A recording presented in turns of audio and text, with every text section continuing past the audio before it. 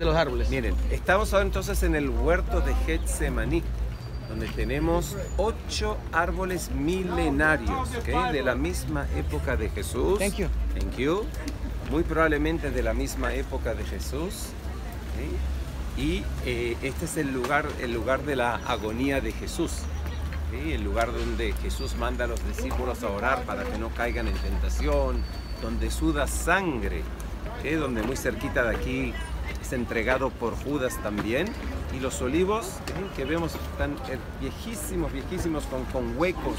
El árbol de olivo, el tronco no tiene los anillos que tienen la mayoría de los árboles, por eso es que es un poco difícil saber la edad, pero sabemos por exámenes que se les han hecho que es muy probable que fueron testigos de los hechos ocurridos aquí en los días de Jesús.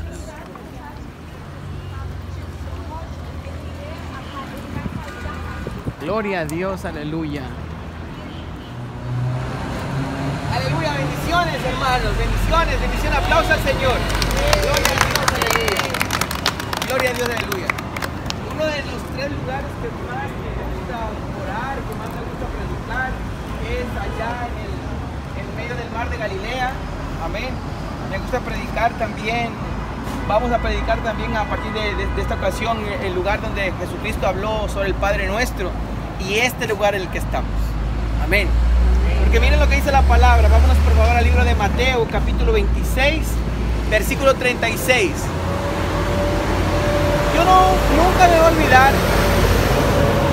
olvidar, hermanos, hermanas, que en una ocasión me quedé toda la tarde leyendo la Biblia y estaba leyendo. Fueron desde las 11 de la mañana que me puse a leer. En esa tarde fue un jueves. Pero me le llamó la atención aquí, cuando Jesucristo ora, hermanos, hermanas, aquí en este lugar. Jesús ora en Getsemaní. Amén. Y la palabra dice así. Y la palabra la leemos en nombre del Padre, del Hijo y del Espíritu Santo. Dice así la palabra de nuestro Dios. Entonces llegó Jesús con ellos a un lugar que se llamaba Getsemaní. Y dijo a sus discípulos: sentaos aquí entre tanto que voy allí y oro. Y tomando a Pedro y a los 2 hijos de Zebedeo, comenzó a entristecerse y a angustiarse en gran manera. La angustia y la tristeza que tenía el Señor Jesucristo no era una tristeza simple. Dice la palabra claramente, comenzó a entristecerse y a angustiarse en gran manera. Pero entendamos, ¿qué fue lo que Él hizo en ese momento? Él se puso a orar. Es una enseñanza que nos deja nuestro Dios a través de su palabra.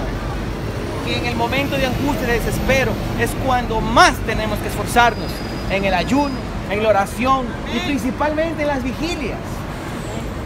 Porque el enemigo quiere que nosotros pasemos toda la noche allí sin poder dormir, angustiados, asustados, afligidos, entristecidos. Muchas veces por los errores que cometemos o por las injusticias que pasamos. Pero en ese momento, acuérdense del Señor Jesucristo. ¿Qué hizo el Señor Jesús cuando se encontró así? Él fue a un monte acá, vino a este monte, mejor dicho, con sus discípulos y oró. Amén, hermanos. Entonces Jesús les dijo: mi alma está muy triste. No solamente dice que el alma estaba triste, sino el alma de Jesús estaba muy triste. No era una tristeza normal. Él estaba muy triste, él estaba angustiado, porque él sabía lo que le iba a pasar. Y sabía lo que le iba a pasar. Entonces Jesús le dijo: mi alma está muy triste, hasta la muerte. Quedaos aquí y velad conmigo.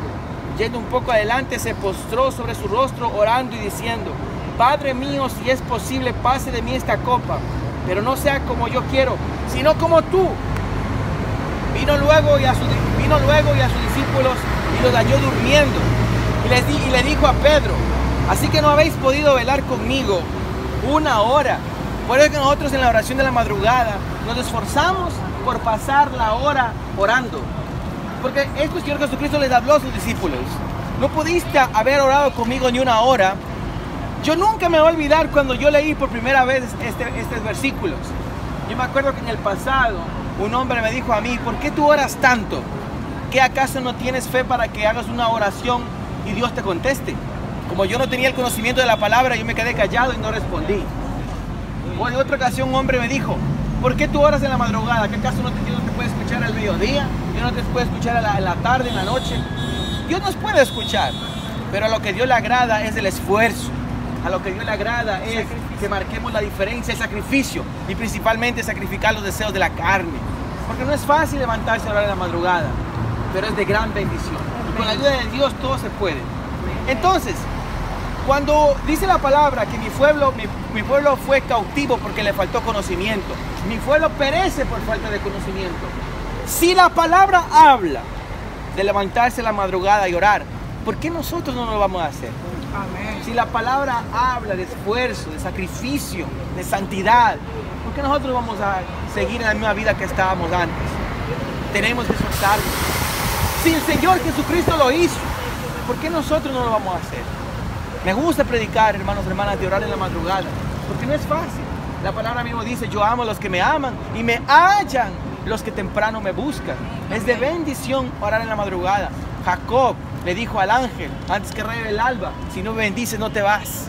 En la madrugada es algo poderoso la oración en la cuarta vigilia, que son desde las 3 de la mañana hasta las 6 de la mañana. Es de bendición, familia, es de bendición. Entonces vamos a seguir. Dijo Jesús a Pedro, así que no habéis podido velar conmigo una hora. Velad y orad para que no entréis en tentación. El espíritu de la verdad está dispuesto, pero la carne es débil. El Señor Jesucristo mismo nos entiende, hermanos, hermanas. El espíritu de la verdad está dispuesto, pero la carne es débil. Si nosotros nos esforzamos, sosteniéndonos de la mano de Dios a través de su palabra, vamos a alcanzar esas bendiciones. Vamos a alcanzar a levantarnos temprano a la madrugada. Pero al menos tiene que haber una honestidad en nuestros corazones. Padre Celestial, Señor, no tengo fuerzas para levantarme, Señor, pero usted ayúdeme, Padre Santo.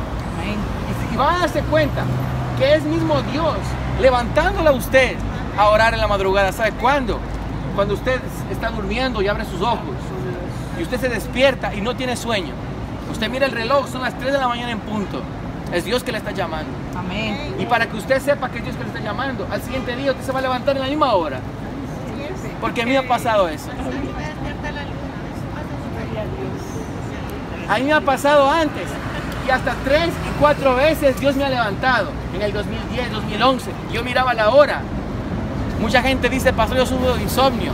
No es que sufre de insomnio, es Dios que le está llamando para que usted ore. Amén. Nosotros a veces no hemos podido entender cuándo Dios nos llama. Acuérdense cómo Dios le llamó a Samuel. Samuel, Samuel. Y él pensaba que era Elí, ¿verdad? Cuando usted se despierte en la madrugada, acuérdese de orar. Dígale, Padre, heme aquí, Señor. Y empiece a orar por lo que en ese momento usted le nace en su corazón. Porque usted no sabe de qué manera poderosa va a influenciar su oración en la vida de muchas personas. Amén, hermanos, hermanas. Sí. Vamos a terminar con la palabra. Velad y orad para que no entre en tentación. El espíritu, la verdad, está dispuesto, pero la carne es débil. Segunda vez, otra vez se fue y oró por segunda vez diciendo, Padre mío, si no puede pasar de mí esta copa sin que yo la beba, hágase tu voluntad. Démonos cuenta de una cosa, no oró una hora, no oró 2 horas, oró alrededor de 3 horas, familia de Dios. Nosotros es que estamos acostumbrados a poner la comida en el microondas y que se cocine rápido. Pero las cosas de Dios no son así. Dios no hace magia, Dios hace milagros. Y el milagro es como cuando el bebé crece en el vientre de la madre. No es que nace el bebé de 24 horas. No, todo es un proceso. Amén. Dios no hace magia, Dios hace milagros. Y el milagro se alcanza viviendo en santidad, en obediencia, siguiendo orando en el nombre de Jesús Nazaret. No siguiendo la palabra del hombre, sino la palabra de Dios, conforme a lo que habló nuestro Señor Jesús. De la misma manera, nosotros no tenemos una enseñanza de hombre, tenemos una enseñanza de nuestro Señor Jesús para seguir esa enseñanza y alcanzar las bendiciones. Amén. No solamente la bendición, sino alcanzar las bendiciones. Matrimonio restaurado, vidas transformadas, salud, paz, alegría, unión familiar. Amén. Y lo demás vendrá por añadidura. Amén, hermanos, hermanas. Entonces, seguimos con la palabra. Vino otra vez y los halló durmiendo, porque los ojos de ellos estaban cargados de sueño. Y dejándolos se fue de nuevo y oró por tercera vez, diciendo las mismas palabras. Mira una cosa, oró una vez Me imagino que la primera vez él se sintió, como muchos de nosotros nos sentimos a veces cuando oramos y todavía la tristeza está allí, sigue en el corazón. Volvemos a orar, ya nos sentimos más tranquilos, pero seguimos orando hasta que llega un momento que uno dice, no, yo confío en Dios. Yo voy porque sé que Dios me acompaña. Yo sé que el médico va a decir que no tengo nada. Yo sé que Jesús es mi abogado y Él es el que me va a defender. Amén. Así es como usted tiene que acostarse, cuando usted tenga paz en su corazón, cuando usted tenga tranquilidad en su vida. Amén. Por eso es, hermano, hermana, que usted tiene que seguir orando. No solamente nosotros estamos acostumbrados a orar un ratito, pero si el mismo Señor Jesucristo dice la palabra que Él antes de escoger a sus discípulos pasó la noche entera orando. La noche entera orando, hermano. Solamente cada uno de nosotros podemos, nosotros mismos, entender cuál es el tiempo que uno tiene que orar. Porque muchas veces Dios no solamente quiere que oremos una hora. Ha habido ocasiones en los viajes, principalmente en los viajes. Paso a veces 4 o 3 horas orando antes de hacer un viaje a México. Nosotros no viajamos de cualquier manera. Para hacer un viaje, para estar aquí, hemos ayunado 21 días. Para estar aquí hemos doblado rodillas. Para estar aquí he ungido a mis hijos cada noche, a mi esposa cada noche. Para estar aquí me he humillado delante de Dios para que Dios nos guarde y nos cuide. No es que venimos de cualquier manera. La vida del cristiano no es una vida de cualquier manera. No es que de cualquier manera tenemos que andar, no. Esa no es la vida del cristiano. Y acuérdense que nosotros marcamos la diferencia. No somos uno más del montón. No. El montón busca emoción. El montón busca ser moderno. Nosotros no procuramos ser modernos. Nosotros procuramos mantenernos en el primer amor. Mantenernos como la iglesia primitiva. A mí me han dicho, ¿usted es religioso? Porque usted se pone camisa y corbata, ¿no? Si usted iría mañana a tener una cita con el presidente de México, no iría de cualquier manera. No me venga a decir a mí que usted iría de cualquier manera. Usted se va a hacer su uñita, su pelo, se va a arreglar. Aunque tenga la camisita que esté vieja, pero usted va, en ese momento le va a coser, le va a planchar. Amén. Entonces, si así nosotros atendemos el llamado del hombre, ¿cuánto más el llamado de Dios? No solamente por dentro tenemos que preocuparnos, también por fuera, dando testimonio. Amén, hermanos y hermanas. Principalmente quiero aclarar, lo que Dios mira es el corazón, pero lo de adentro refleja en lo de afuera. Amén. En nuestras palabras, en nuestra actitud, en nuestro comportamiento. Nunca vamos a ser perfectos, porque perfecto es solamente Cristo. Y aunque alcancemos esa perfección, acuérdense que entre más Dios nos levante, más humildes, más sencillos, más prudentes, más sabios, más humildes. Acuérdense, hermanos y hermanas. Para finalizar, versículo 45-46. Entonces vino a sus discípulos y les dijo, dormid ya y descansad. He aquí, ha llegado la hora y el Hijo del Hombre es entregado en manos de pecadores. Démonos cuenta de una cosa. El versículo 45 muestra la diferencia al versículo 38, que dice, mi alma está muy triste hasta la muerte. Ya hay una diferencia entre el versículo de acá 45 y al 38. ¿Por qué? Porque tuvo que pasar 3 horas de que el Señor Jesucristo estuvo allí, hermanos y hermanas, insistiendo a Dios. Sería grato que caiga aunque sea una gota del cielo. Amén. Gloria a Dios, ya cayó. Es la primera vez que yo vería lluvia aquí en Jerusalén, en Israel. Amén. Vamos a orar en el nombre de Jesucristo. Padre eterno, Dios todopoderoso, creador de los cielos y de la tierra, es una bendición, Padre, que caiga la lluvia, Señor de Dios, que caiga agua, porque el agua es vida, Padre Santo. Es una bendición, Padre Celestial, estar aquí y en este momento que se termina la prédica, Señor mi Dios, Padre Celestial, recibir, Padre Santo, aunque sea una gota, Señor. Gracias, Dios mío, por dar la oportunidad de estar aquí, Señor mío. Presentamos cada uno de nuestros familiares, Señor, porque el anhelo de cada uno de nosotros es, Padre Celestial, que se cumpla su palabra, como dice, pero yo en mi casa serviremos a Jehová. Amén. Padre Celestial, su palabra dice, cree tú y serás celoso tú y tu casa. Cada uno, hermano, aquí presente, Padre, cree en su corazón, Señor, confía en su corazón. Y yo le pido, Padre Celestial, que todas sus bendiciones que están escritas en la Biblia se cumplan, Dios mío. Principalmente, Padre, aquella palabra que dice, cree tú y serás salvo tú y tu casa. Aquella palabra que dice,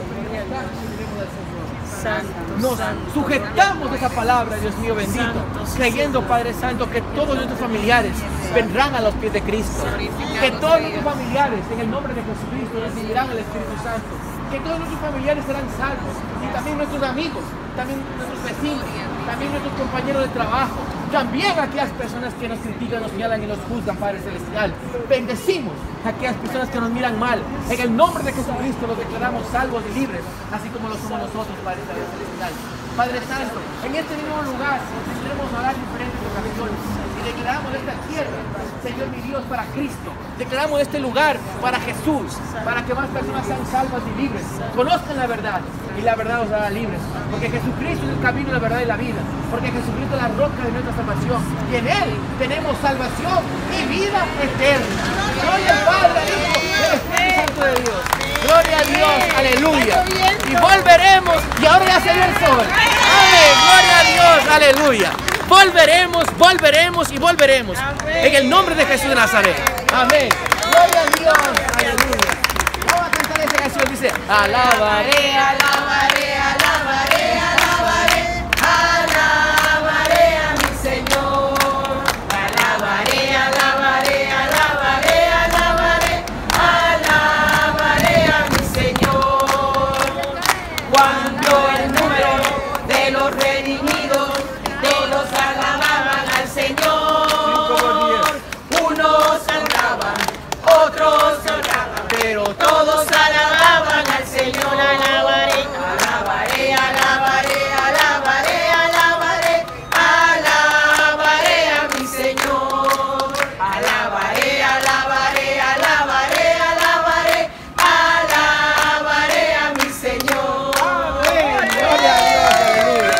Bendiciones de lo alto, bendiciones de lo alto. Gloria a Dios, aleluya. Amén. Nosotros estamos ahora otra vez, los que me preguntaban, estamos en el Monte de los Olivos.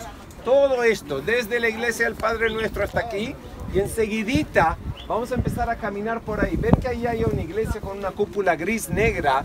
Por este camino que hay afuera, ahí vamos a caminar. Recuerden que el domingo de Ramos, la entrada triunfal de Jesús a Jerusalén, yo no sé obviamente exactamente el metro por donde caminó, pero no hay duda que fue por algún lugar aquí. Es muy posible que es ese camino que enseguidita nosotros vamos a descender, ¿okay? Por ahí. Jesús viene por aquí, baja a lo que la Biblia llama el torrente del Cedrón o el valle de Jehoshafat, que es este valle que tenemos aquí, y asciende a Jerusalén, ¿okay? Por algún lugar allá. Ven que la muralla tiene así, hay como una torre que tiene dos puertas. Tiene dos puertas cerradas, dos arcos. ¿Alcanzan a ver allá o no? Sí. Todo el mundo lo tiene que ver. Si no, Sí. esto está en el examen final. No me digan que sí si no lo ven, ¿eh? Les decía, allá hay como una torre con dos arcos. Esas son dos puertas cerradas allá. Una de las tradiciones, es una tradición, no es bíblico, pero una de las tradiciones dice que en la segunda venida de Jesús, Él vendrá por aquí, bajará al valle de Jehoshafat y entrará a Jerusalén por esas dos puertas que se van a abrir. Si es bíblico, en el Antiguo Testamento dice que en la venida del Mesías, dice, sus pies estarán parados en el Monte de los Olivos. No en vano, cuando Jesús viene aquí a Jerusalén, entra por aquí, por algún lugar aquí, a la ciudad de Jerusalén. Ahora miren, lo que más sobresale, lo que mejor se ve de aquí, es la cúpula dorada. ¿Se acuerdan que habíamos dicho que a nosotros como cristianos, la cúpula dorada no es tan importante para nosotros? Sí es muy importante lo que hay dentro de la cúpula dorada. Dentro de esa cúpula dorada hay una gran roca que en la tradición judeo-cristiana la llamamos la roca o el monte Moría. El monte Moría, el lugar donde Dios mandó a Abraham a sacrificar a Isaac. Pero no solo eso, donde hoy en día está la cúpula dorada, ahí fue donde el rey Salomón construyó el primer templo, la casa de Dios.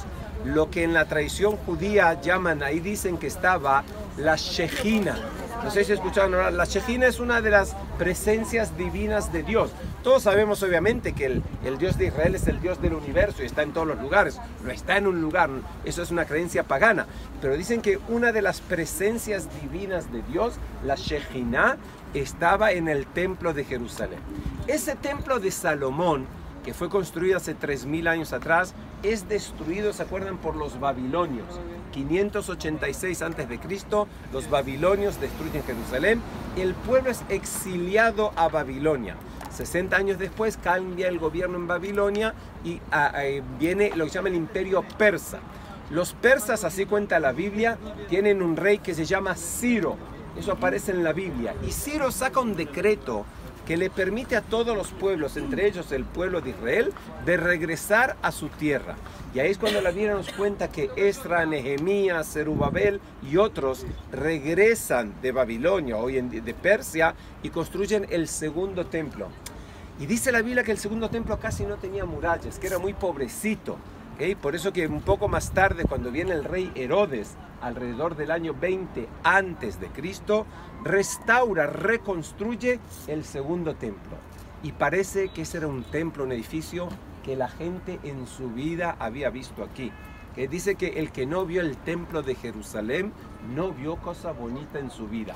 Y el templo, el segundo templo de Herodes, también estaba ahí donde está la cúpula dorada. ¿Se acuerdan que ayer, no sé si alcanzan a ver, nosotros estuvimos en esas gradas y yo les decía que si hay algún lugar que podemos decir con certeza que por ahí caminaban los israelitas y que por ahí seguro que caminó Jesús, son estas gradas que vemos allá? ¿Todos los ven, familia? Sí. Entonces imagínense, esas gradas pasaban por una gran puerta, un gran arco, y se entraba a la explanada del templo. Ayer en la película que vimos en el museo, ¿se acuerdan? El peregrino ascendiendo, esas son esas escaleras, esas gradas a las cuales se subía al templo. Ahora miren, en el año 66 los judíos se rebelan contra los romanos.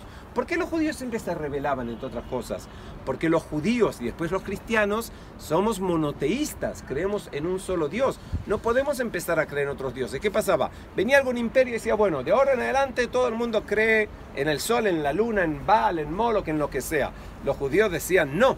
Entonces cuando obligaban, cuando profanaban el templo, cuando ponían dioses paganos en el templo, eso era lo que los judíos no podían aceptar. Entonces se rebelaban.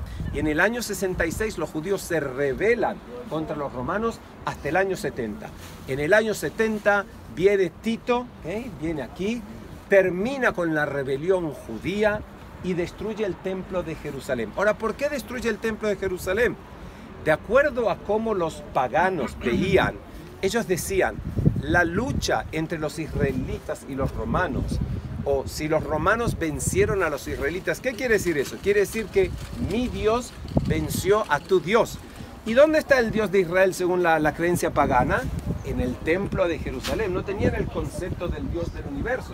Por eso que si el Dios de Israel está en el templo, cuando viene Tito, termina con el templo, como diciendo, mi Dios romano venció al Dios de los israelitas. Por eso que destruye el templo de Jerusalén. Y no queda absolutamente nada menos el muro de los lamentos, que nosotros vimos. El muro de los lamentos era un muro de retención que estaba alrededor del templo de Jerusalén. Y cuando el templo es destruido completamente, que entre otras cosas, ese es el templo, lo hablamos, al cual venía Jesús, de bebé, de niño cuando se pierde, cuando echa a los mercaderes. Y yo decía, muchísimas más veces seguro vino aquí Jesús al templo de Jerusalén. Y no quedó nada. Los romanos hacen de esa zona el gran basurero de Jerusalén. Toda la basura de Jerusalén la traen allá, como diciendo, miren lo que pasó con vuestro Dios.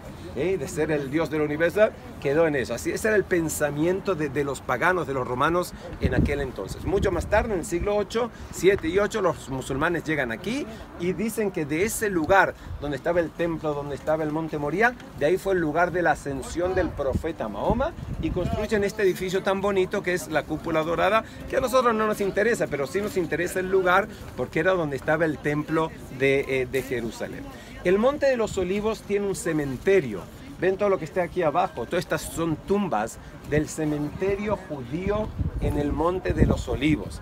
Y muchos judíos creen o quieren ser enterrados aquí porque dicen que cuando venga el Mesías van a ser los primeros en resucitar por acá y caminar hacia el torrente del Cedrón o el valle de Josafat y luego ascender y entrar entonces a Jerusalén. Y fíjense que muchos judíos ponen piedras en vez de flores. Las tumbas son lápidas, la gente es enterrada en la tierra, ¿no? Son lápidas, tienen piedras porque muchas veces dicen que en el desierto cuando moría alguien no había flores, pero queremos que sepan que alguien vino a visitar la tumba, por eso que se dejan piedras aquí en el lugar.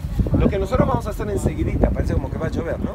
Lo que nosotros vamos a hacer enseguidita, familia, cuando terminemos acá con todo, vamos a caminar 50 metros allá y vamos a ir caminando por ese camino que hay por ahí. Muy bien, no se lo ve. Vamos a entrar, ven esa iglesia con la cúpula negra. Esa iglesia en latín la llaman la iglesia del Dominus Flevit. El Señor lloró. ¿Se acuerdan el lugar donde Jesús dice que no quedará piedra sobre piedra? Ahora imagínense ustedes, Jesús parado ahí, él veía el enorme templo de Jerusalén. Más de uno habrá dicho, yo me imagino, ¿de qué está hablando esto? ¿Cómo alguien va a destruir este teléfono? Este templo, no lo había gritando, ¿cómo alguien va a destruir? ¿Cómo alguien va a destruir este gran... Mateo 24. Mateo 24,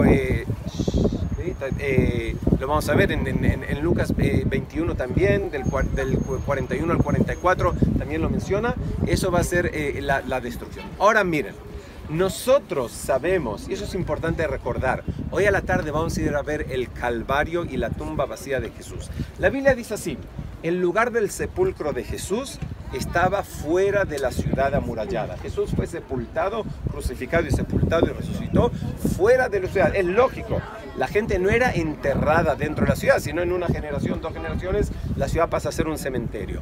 Hay una iglesia católica, ortodoxa, católica, que se llama la Iglesia del Santo Sepulcro, donde ahí más que nada los católicos creen que fue el lugar del sepulcro de Jesús, que a veces nos crea un poquito de problemas porque eso está dentro de la ciudad amurallada. No sé si alcanzan a ver donde está la cúpula dorada, atrás hay una iglesia con 2 cúpulas, una gris y una negrita. Este es el lugar donde, según la tradición cristiana, yo les cuento para saber nada más, para que sepan. Pero ese lugar está dentro de la ciudad amurallada y eso nos crea un problema. Si la Biblia dice claramente que estaba afuera de la ciudad amurallada. Por eso que el lugar que nos parece más lógico es lo que se llama la tumba vacía o el jardín de la tumba, que está en aquella dirección. Muy bien no se ve, mucho no se alcanza a ver, pero también lo vamos a ver. Y cuando terminemos de caminar, visitamos esta iglesia, abajo de todo, no sé si ven, hay unos buses. Alcanzan a ver 2 o 3 buses. Por ahí está el huerto de Getsemaní. Ahí vamos a ver el lugar de la agonía, el lugar donde la traición, donde Judas besa a Jesús, el lugar donde Jesús suda sangre, ¿se acuerdan? Y 8 árboles de olivos, muy probablemente de la misma época de Jesús. Miren, estamos ahora entonces en el huerto de Getsemaní, donde tenemos 8 árboles milenarios, de la misma época de Jesús. Thank you. Muy probablemente de la misma época de Jesús. Y este es el lugar de la agonía de Jesús.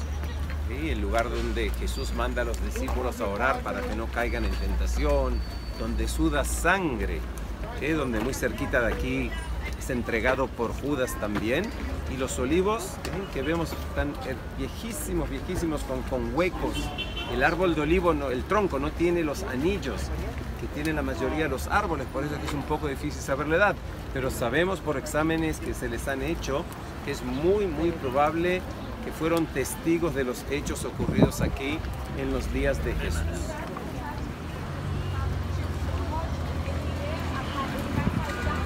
Gloria a Dios, aleluya.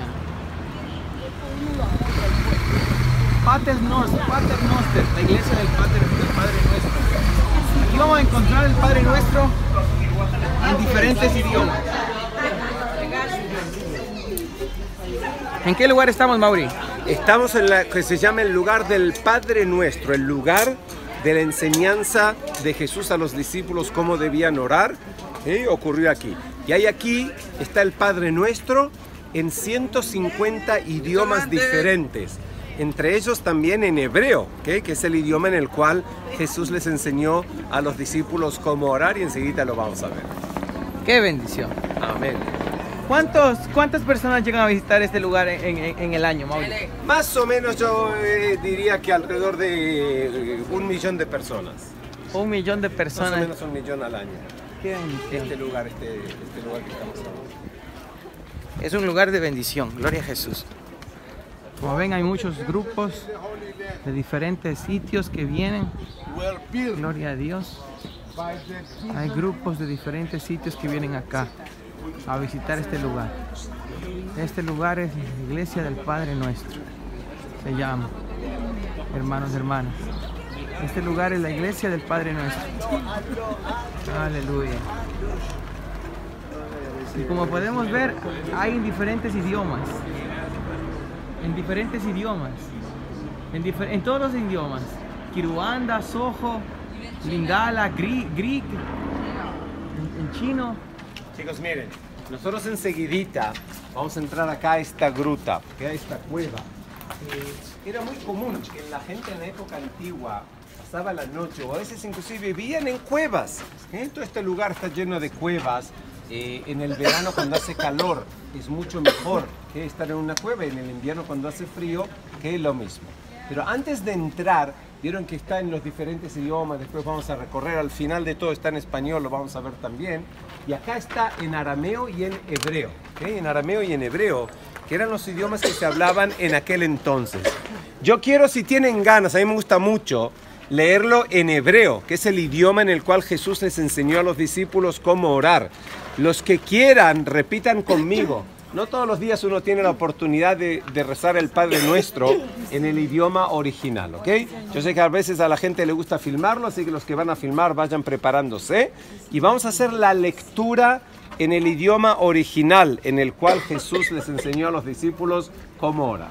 Y la lectura comienza así, dice: Avinu, Asher, Bashamayim, Itkadesh, Shimcha, Tavo, Malchutcha, Yease, Retzoncha, Kaasher, Bashamayim, Ubaaretz, Lachmenu, Ten lanu, Davar, Yom, Beyomo, Vesalanu, Masaenu, Kaasher, Gam anachnu, Nasanu, Lechikenu, Ve'al tavienu, Bemasa, Ki'im, Tatzilenu, Min Haresha. Amén. Muy bien. En estas palabras es la enseñanza. Vamos a bajar entonces ahora a ver la cueva, la gruta donde Jesús les enseñó. Ahora miren, del lado derecho es la cueva, la gruta. Del lado izquierdo son los restos de la iglesia del siglo IV. Vamos bajando, por favor. Adentro, si quieren, podemos cantar, orar el Padre Nuestro con mucho gusto. Entonces, bajando del lado derecho está la cueva, la gruta de la enseñanza. Y la enseñanza nos llega a Cristo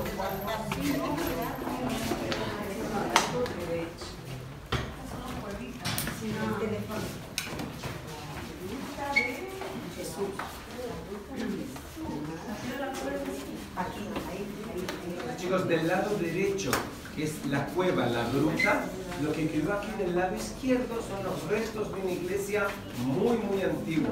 Una iglesia del siglo IV que fue construida aquí sobre el lugar. Venga, vayan entrando.